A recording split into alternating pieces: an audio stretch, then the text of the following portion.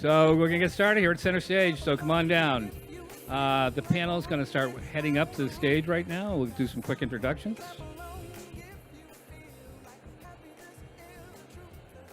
So moderating this today, Alberto Vasallo from El Mundo, Boston. Nia Grace from Darryl's Corner Bar and Kitchen. Hector Pina for Trace Islands. Thank you. And Mr. Bobby Wong from Kowloon. So let's get this thing started. Alberto? We're in center stage. Oh, yeah, I'm already mic'd up, Kerry. So good afternoon. Hey, Bob, how are you? Alberto, First, I got to say hi to my stars here, Hector and Nia. Alberto. I'm excited because if you don't know these three iconic restaurant owners, you're going to get to know three incredible stories as a proud Bostonian. So my father came from Cuba. My mother's from Ecuador. I was born in Boston, raised. I'm a BC High. Grew up in Cambridge, Jamaica Plain. And also, I had a time when I would go to the Palace. Do you remember the Palace? Anybody here from like the old days, Boston? Saugus. In Saugus. And we would end up at 2 in the morning at your place at Kowloon's. I think I remember you. Yeah, you remember me, right? Yeah. And then with, I'll get to introducing these folks later. So when I was asked to moderate a panel with these three iconic restaurant owners, I said, absolutely, I definitely want to do this. And I'm very excited because you guys are going to hear the stories of three iconic restaurant owners. I want to thank the Massachusetts Restaurant Association for doing this multicultural panel. Let's give them, the MRA a round of applause. So I started with Bob. Bob Wong is the last edition of a family, 3.5 generations of Kowloon restaurant Chinese food on Route 1. Exactly, that huge restaurant. Thank you very much. With over 1,000 seats. 1,200. 1,200 seats in the place. Right. We're going to get to his story. In the middle, I don't want to go into that. Hector Pina is the co-owner of Tres Isla Group. They own 3 restaurants in the Boston area. They own a Dominican one, Merengue restaurant on Blue Hill Avenue. They own Doña Habana, a Cuban cuisine restaurant. And they own Vejigantes, a Puerto Rican cuisine in the Back Bay, in the Villa Victoria, right? Villa Victoria, West Adams Street. And to his right is Nia. Nia, first of all, thank you for coming by. Now, yes, let's give it up for Nia Grace. She is the latest owner of another iconic corner in Boston, right? Which is Darryl's Darryl's Corner Kitchen Bar and Restaurant. Soul food, soul music, and just a lot of excitement. I've been to your Derby events, your Kentucky Derby events. So we're going to hear the story of these three iconic restaurants. So I'm going to get started with you, Bob. How do you describe your family's kind of stay over the last 3 generations here in Boston? Well, it's 73 years we've been in business, and started out with 40 seats by my grandparents. My mother and father took it over in 1958 and grew it to 1,200 seats where it is now. When I mentioned 3.5 generations, when you asked me, it's my grandparents, my mother and father, myself, and the half a generation is my kids because they're just dipping their toes into it. Right. If they're smart enough to get out, but I don't know. Now, if you know about Boston and you've seen it in the media, I want to get this right out, okay? Because I'm in the media, so I got to ask you, what's the future of Kowloon? Someone said you guys are closing, you're opening, your side. What? I want to hear from the horse's mouth. Will I still be able to get Chinese food on Route 1A? On Route Yes, 1? yes, you will be. Our goal is to downsize the restaurant. We're going to build a couple apartment buildings, and on one of the first floors of one of the buildings, we're going to downsize. We're going to give our employees a chance to own the Kowloon restaurant, so we'll be selling shares to all our loyal employees, and hopefully at that point, I can step back and let the employees run it a little bit more, and we'll see where we go from there. All right, good news. That's good news then. That's good news. All right, we're going to go now to Hector Pina. Now, you are Dominican, your wife is Puerto Rican, and you own a Puerto Rican restaurant, a Dominican restaurant, and a Cuban restaurant. I would hope that I influenced you there, did I? Yeah. My family. But tell me about the 3 restaurants. What are the name of the 3 restaurants, and how did you get the idea? Merengue is the first one we opened. It's on Blue Hill Avenue. We opened that in 1994. Dominican food. That's Dominican food. Yep. Vejigantes is in the south end. We opened that in 2012. Yep. Then we opened Doña Havana, which is our Cuban restaurant at the Hampton Inn Hotel by the Boston Medical Center. That is the first Latino-owned restaurant in the state of Massachusetts. Right. And Exactly. it's inside the Hampton Inn Hotel by the Boston Medical Center. Exactly. And again, for those who don't understand, what's the difference between Cuban, Puerto Rican, and Dominican cuisine? It's just a couple of little things because we practically share the same culinary tradition and culture. Exactly. It's not much of a difference, but you can tell the difference if you're course. Dominican, Puerto Rican, or Cuban. Of course. Exactly. Nia, soul food, soul music, live entertainment, and you have a legacy to continue, right? From our friend Bob the chef and then Darryl, right? So if you remember, Bob the chef started it all, and now you're bringing a new chapter to this storied legacy. I came to the business. Yep, Oh. I got to make sure her mic is on. Can you Let's hear see. Mike? Carrie, we're gonna need a maybe this. You know what? No, no, no. Sorry, give me Nia. that? No, no, we got it, we got You want to it. grab that? Carrie, Oh, I if you think can I'm make sure on. that we can. I'm trying to do the little slides. I don't know. I think I'm on. Dave, You good now? I think I'm live. She's good. Y'all hear me? Well, good. Excellent. You got it. I still have no problems.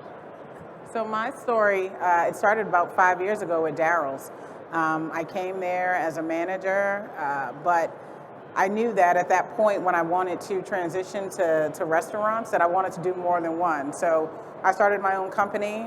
It's Bar and Kitchen Hospitality. I operate Darryl's. I created a cafe and opened that at Northeastern's campus in 2001, the Underground Cafe and Lounge. And I'm happy to say that I'll have something on the Seaport in a few months called Grace. It's a new supper club. So it started with a very great legacy, and I'm really happy to continue it and grow it. So. No, so that's good because we talked a little bit, Bob, in the future. Let's talk a little bit about Grace again. We're talking about that. So this is important, right? In the Seaport, Yeah. you're going to be right across from the Grand, that area, right on like 60, Right, 60 Seaport Boulevard. up in the 3rd floor. 3rd floor. And what are you going to have food? Is it going to be entertainment? What's your vision of that place? So has anyone been to Darryl's before? Yes. Thank you. All right, I got one in the audience. And so to know what we offer there, it's, we are in the business of hospitality, but it's warm, it's family oriented, it's friendly. And like as soon as you walk in, you kind of get that hug. That's from the smells, from the art, and then you get the music. And so we're taking that concept and we're blowing it up. We're bringing it to the 3rd floor, 60 Seaport Boulevard. It's going to be your modern day supper club. We are featuring live entertainment that is local as well as national. We're trying to change the face of the Seaport, or at least continue to add that diversity. That's why we're here. So just as a point of note, we will be the first African-American woman-owned restaurant to come to the Seaport. One with a full liquor license where we share a very small majority of licenses in the city of Boston. So, I mean, it's going to be iconic. And not that you're counting, but how many days away? Just 39. 39 and a half. Yeah. I knew she would know the number off the top of her head. So Hector, you also have a 4th restaurant coming, right? Yes. We're actually be incursioning in the fast casual, and we're just about to open Cilantro Latin Kitchen, which is a fast casual Latin food, but on the healthy side. It's something that is in the market, is very upbeat now, and I think we learned during COVID that the fast casual restaurants were the model to be. Yeah. So we kind of going into that. Yeah. So I'm going to go into a little bit of, this is the multicultural panel, but a lot of the issues that you guys have faced are no different than any other restaurant owner. But one of the things that I've noticed is now you go into mostly any kind of restaurant and you see a very diverse staff. Not just in the front of the house, but the back of the house. But you, tell me about some of the families that you have been able to employ over the years, their growth. What kind of contribution? So what does Kowloon represent for so many families? Well, we've had employees for about, some of them have been 30, 40, 50 years. And what countries? Naturally from China. And now, I'll be honest with you, most of our employees that we're bringing in, whether it's the kitchen or even other staff, is Spanish speaking. Yep. So I wish I took Spanish in high school instead of French, but it would have been a lot more useful. But I see a diverse crowd. It's not just the Chinese. We have Vietnamese. We have Spanish speaking, and it's just basically similar to what the demographics of the United States is becoming. It's becoming so much diverse that we're just hiring from the pool of people applying for jobs. And your clientele, though? Your clientele has definitely changed. It used to be definitely more Caucasian, if you want to call that. But now it's people, a lot of immigrants. Some of the holidays that were not as busy, such as Thanksgiving, because people would cook at home, has now become one of our busiest days of the years because people aren't cooking at home, number one, and you have a lot of immigrants that really may not they don't understand celebrate the turkey tradition as Right, much, right? right, To them, exactly. they don't eat that much turkey. Exactly. They kind of think turkey is a little dry, so they... Exactly. I know this, right? So things are changing. So, Yes. but we're still doing very well, and it's changing for the good. You know, our business is prospering, and the holidays weren't as busy. They're becoming much more busy. But it's the demographic. The lifestyle has changed. People are definitely eating out more. They're not cooking at home as much. Yeah. Tell me about yours, Hector, because you have these three restaurants in three different parts of Boston, right? You have Merengue in Blue Hill Avenue, right? Pretty much Roxbury. You've got Vejigantes right in the heart of the South End. And then Doña Habana right in the entrance of Boston, right in Mass Ave, kind of right where you come into Boston. Tell me about your staff as well as your clientele. So my staff is at Merengue is mostly Dominicans. Vejigante is mostly Puerto Ricans. We have a couple of Brazilians. But the most diverse is Doña Habana, where we have Cuban, we have Brazilians, we have Argentinians, we have Venezuelans. And I think that reflects the demography of the city, how the city has been changing through the years. Right, because for kind of context, when did you start Merengue and how different was Boston? It was totally different. What year? It was 94. 94. When I was crazy enough to purchase a small restaurant that had 4 tables and 20 seats. Mm-hmm. And it's where my journey in the restaurant industry started. We moved to the building next door in 2001 where we expanded that small restaurant of 4 tables to another with capacity to 100. Yeah. And then we kept going. Yeah. Pia, again, we talked about yours is a legacy place. It's an iconic place. It's a touristic stop as well. How were you able to work through the pandemic? Because you really took hold of this right before, it hit. Yeah. What's that journey been for you? Well, I mean, I think one expression that represents what I did during the pandemic was throw everything against the wall and figured out what stuck, right? But I did have a couple of advantages. We were already on every single takeout platform. Oh, yeah. When we thought it was going to be just 2 weeks, I decided, well, for the next 2 weeks, we'll try out takeout only.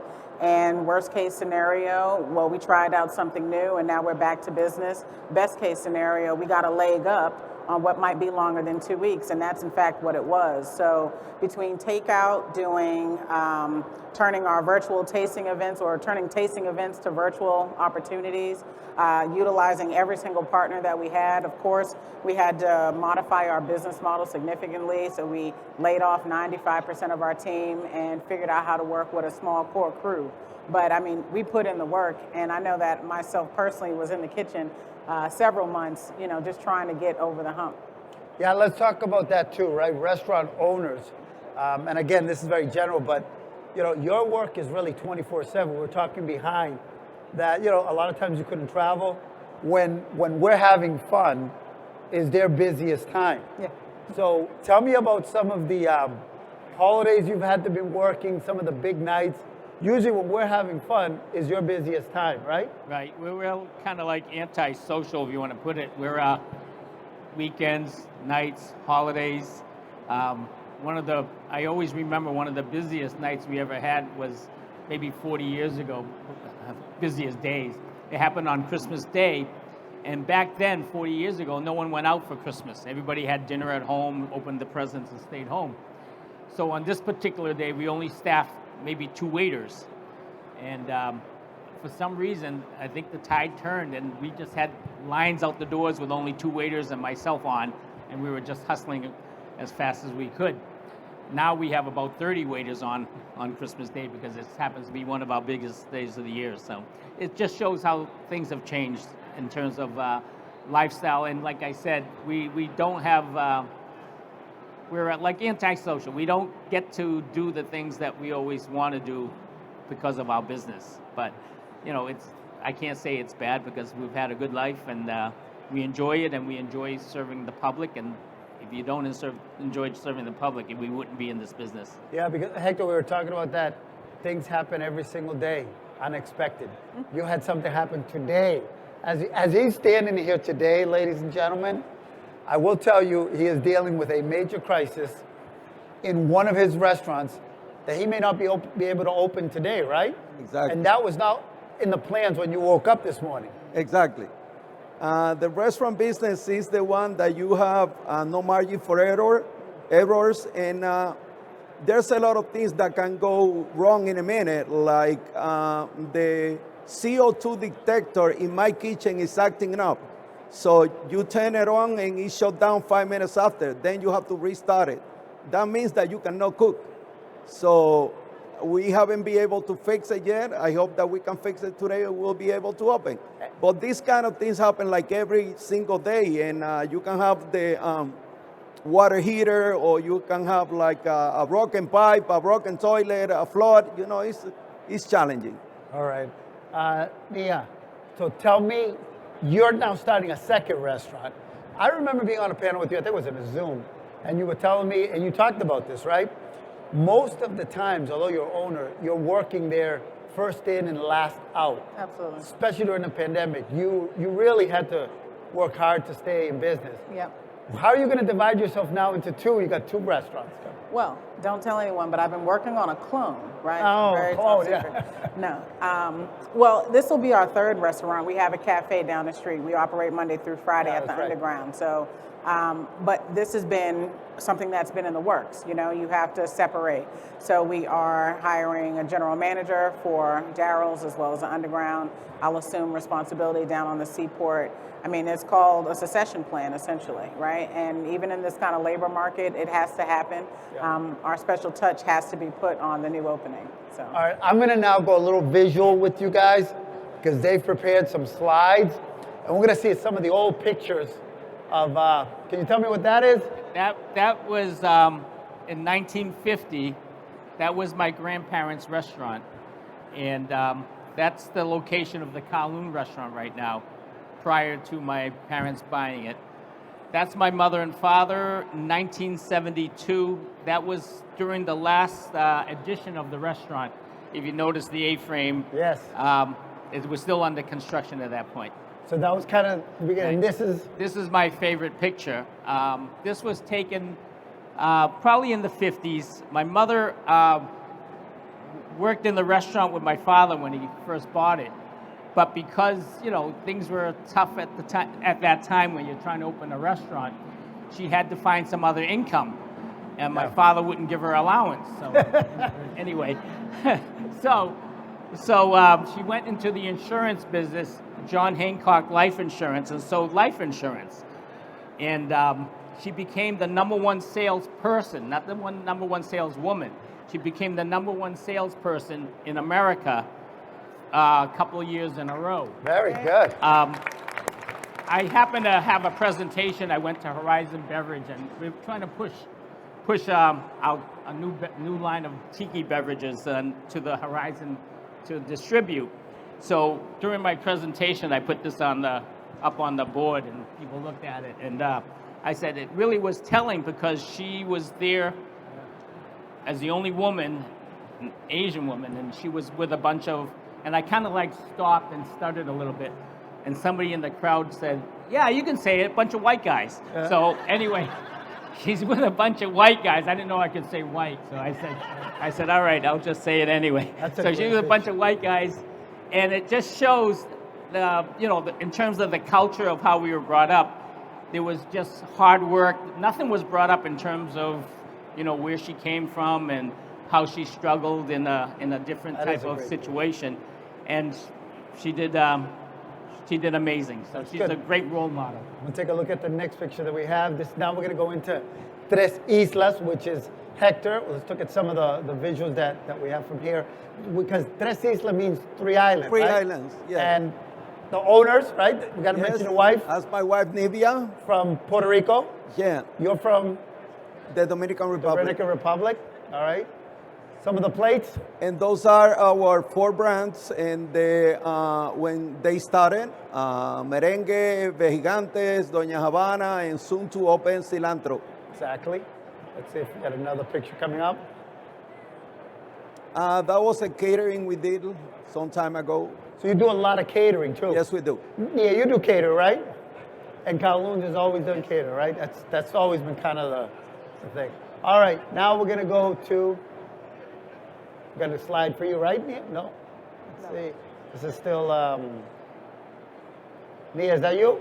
No, that's Nia? me. That's still you, right? catering. Yeah. All right. Let's see if we. Still. Catering plate dishes, bartending. We also do lunch boxes. I didn't know for this. school. Yeah. I didn't know that. So we do the whole thing in the catering business. We can do food seating, buffet, or whatever is needed. I always see you at community events. You also cater a lot of the events in the Latino community, like the big events, right? Yes. So that's why I always say, we're at these events, and we're there having a good time. And you guys, they're either there working or as VIP guests. I've seen you being honored at some of them. I'm like, boy, he's being honored and he's working. It's good because, you get to eat the food, but, they pay you for that. Yeah, let's go to Nia. Nia, no? I don't have any slides. Not yet. Let's see if we get to some of your slides. Because you sent us some slides, right? Those are some of our clients through the years. We've been catering the Red Sox for 25 years, both clubhouses, since a lot of ball players are from... Wait. Nia, this is a great story, Bob. So here's how that happened. He's Dominican. I've been working with the Red Sox. I was 13 years old covering them. So when Pedro Martinez came in, which, by the way, ladies and gentlemen, yesterday, was it today or yesterday? Yesterday. Yesterday was the 25-year of his first of Pedro Martinez's first pitch. If you guys can still remember that, then you're old, because it's 25 years ago. And what happened was these guys in the clubhouse would say, hey, Alberto, can you get us some Latino food, Dominican food? And you had just started Merengue. So the guys, I would say, they would order Pookie, the clubhouse, who's still there. Clubhouse manager. Clubhouse. We'd send them to Merengue restaurant to get the guys food, and then you establish the business relationship. Actually, Pedro told Pookie, I want that food here. Yes. So since that day, we've been catering the Red Sox, both the Red Sox clubhouse and the visitors. And the visitors, because you've Yes. got all these guys. Oh, that's awesome. Very good. All right, so Nia, let's start with some rapid fire questions here, okay? Let me start with you. So I want you to recommend to everybody here 3 restaurants but you can't recommend any of your panelists here, okay? 3 restaurants that you either go to, you like to, or you want to recommend. Absolutely. One in the area, if you want Asian fusion, go to Empire, Northern Ave, get the TikTok chicken. Empire right in Seaport, Empire right on the Seaport. My next one for an amazing brunch, I go to Mario, 10 Post Office Square, get the guava pastelitos. You cannot go wrong Mario? with that, Mario. And then I enjoy Italian, and I think I get it. I might go right to the north end, but I enjoy it in the south end in my neighborhood. I go to Mita on the corner of Tremont and Mass Ave. It's amazing. I get the bucatini. Awesome. Very good. Okay, those are 3. Write those down. Hector, 3 restaurants that you don't own, Bob doesn't own, and you can't do any of Nia's. Well, I always have to take my daughter to Cuatro in the North End. She loved it. Yeah. I would say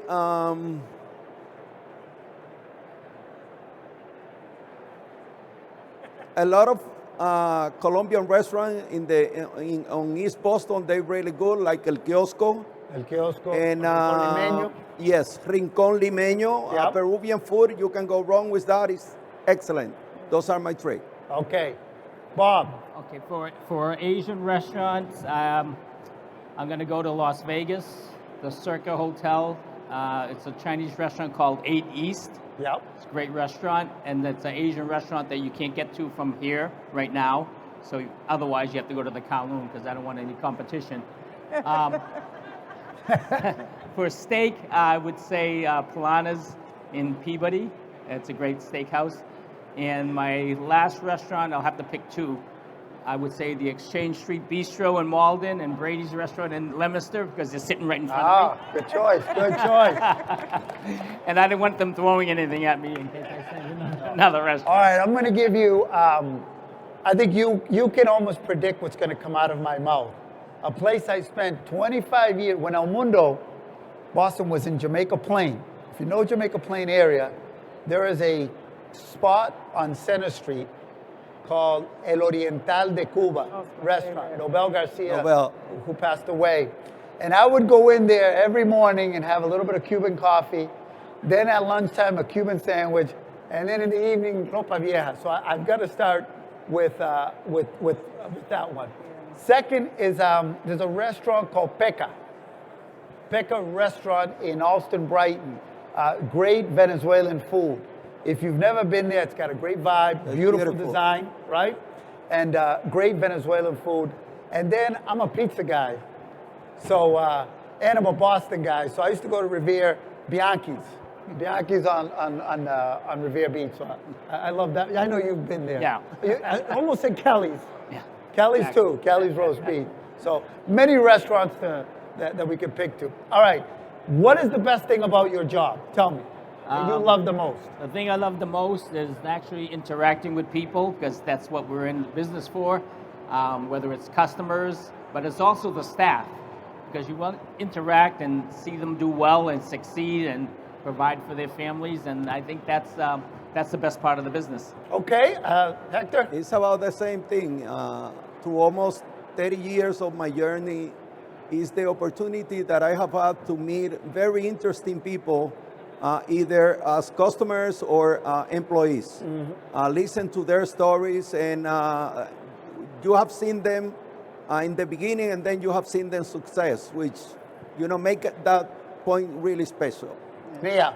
I mean, I'm going to underscore what everyone else said. It has to be the people in order for us to be owners and continue to show up every day.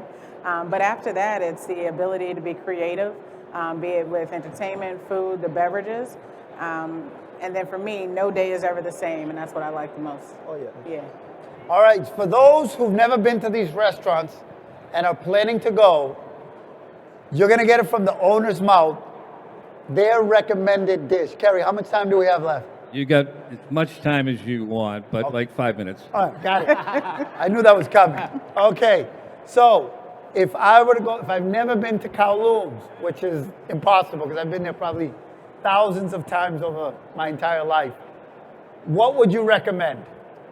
Well, I don't eat there, so no. Everybody I can't eat lobster, but I'll order the seafood fantasy, which is a seafood dish with mixed vegetables without the lobster. It has shrimp and scallops. All right, so what's that called? The seafood fantasy. Seafood fantasy. Yeah. I'm going to give you mine. You can't go to Kowloon's, especially in a group, without getting their famous poo-poo platter. The poo-poo platter at Kowloon's is, and the funny thing is, you order it and it's out in 3 minutes. Yeah. It's like so fast, right? Well, we you have a huge kitchen. Yeah, huge kitchen, and we're constantly cooking because when you have that many seats, it's not like you can. I always wanted a fine dining restaurant, but we are what we are. With that many seats, we can't cook individually. Otherwise, it'd take you about an hour to get each dish. So. I love it, but that's why I love it. Okay, Hector, you've got three because you got three restaurants, right? Doña Habana. Doña Habana, Ropa Vieja. Ropa Vieja, I agree. Yeah. That's Ropa Vieja is shredded beef in a light tomato sauce that is part of the Cuban traditional tradition. Yeah, ropa vieja means shredded clothes. Exactly. But in this is correct. I agree. Ropa vieja, I agree. At the vejigantes, Vejigantes mofongo. mofongo, yes, I will go with that And too. chuletas cancan, which is like Yes. a unique cut that only Puerto Ricans make. Right, I agree with that one too. And then merengue, Merengue, fried chicken, yes, yes. Rice and beans. With rice and beans and tostones. Tostones, yes, yes, exactly. All right, if you're not hungry yet, let's get to Nia. Nia, if I were to go, which I, again, been there many times, if I had never gone, what's the one plate you cannot leave with without trying at Darryl's Corner Bar and Kitchen? It's definitely got to be our shrimp and grits. And so we do our blackened shrimp. We take our grits and from the creamy version, we let it get solid. We add some cheddar, let it get solid overnight, and then we deep fry it before we put it in this creamy tomato sauce. So it's the perfect blend, a little bit of spice, a little bit of texture. Like, it's my favorite dish. I just can't eat it often, you know. Very good. So now you've heard it, guys. You've heard their journey. Hopefully you've learned a little bit. If you didn't know any of the restaurants or knew some of them, now you know what to get, where to go. Again, Kowloon's on Route 1. We have the South End with Vejigante, Merengue Restaurant on Blue Hill Avenue, Doña Ivana, 811 Mass Ave, Darryl's Bar and Kitchen, right on Columbus, 604, right? Yep. Oh, I know it, see? 604 Columbus Avenue, I've been there. I've got to get there. I haven't been there since pre-pandemic. Yeah. I've got to go there. All right, I think with this, Kerry, Listen, there's somebody we've with questions. we've got time for Q&A. Let's do a couple questions. And I'd be remiss just for 1 second to say, look, at these three people are the leaders in the cultural restaurant scene. Honestly, Nia Grace has founded the Boston Black Hospitality Coalition. That's right. Bobby Wong is the chair and president of the Massachusetts Asian Restaurant Association. Hector, Pina, and you are working diligently to put together the Massachusetts Latino Restaurant Association. So in your own specific places, these are the leaders of each one of those cultures. So Yep, that's right. hats off to them. Yep. And we've got time for some Q&A. All right, let's do a couple questions. Q&A? Okay. Mike Minicelli, you got a question you want to ask? No? Okay, you're good back there. Anybody else? Any curious minds? Curious minds want to know. Right Here we there. go. We got one right here. Everything you guys mentioned sounds so amazing. Any samples available right now? I want a little bit of all of it. No samples. I know. Not today. Next Not year. today. Next year. Here we go. We got somebody that eats at your restaurant frequently, Bobby. I love Kowloon's restaurant. I overdosed on the spare rib with the bone. Yeah, with the bowl. Really so good. Thank you. Besides some other, the dishes. Bobby, I would like to ask you, well, Boston have a pretty fair, middle-sized Chinatown. So what is your favorite restaurant? You might do 2 or 3 or 4. I will not repeat it to the Chinese community, okay? I really don't have a favorite. It depends on the meal of the day. Dim sum, I like Great Taste. Hot Pot, naturally, is the one right on Tyler Street. But I also want to give a shout out to Kerry. He's been great. I know he's the one that kind of like told us that we had to be on this panel. And, Yes, Kerry. and he kind of like twisted my arm. He goes, well, Bobby, it's only going to be an hour, door to door. So I'm saying, what door to door is he talking about? Because it took me half hour to get in, 20 minutes to park, and that only leaves 10 minutes. Yeah. I'm good at math. So anyway, he basically lied to get us on, but he's a hardworking guy. It worked. You're here. Right. We got another question right here. Hold on.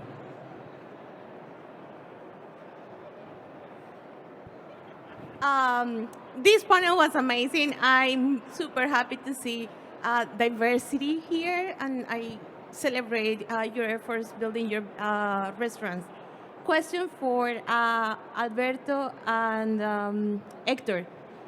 What are you trying to accomplish with the new Restaurant Latino Association? What do you see is the gap that the Latino Restaurant Association trying to meet? And what is important of establishing that in the New England area? Well, I can answer that. I was approached by one of the executive of the Mass Restaurant Association. Since they don't see that many Latino owners around here, is that some of them, they don't even know this organization exists, and the good things they can get out of that. I think we can do like increase our purchasing power. There's a lot we can do. If we go to the same places and get like insurance, we get, I don't know, gas and all of that, I think we can do better. We can get better prices.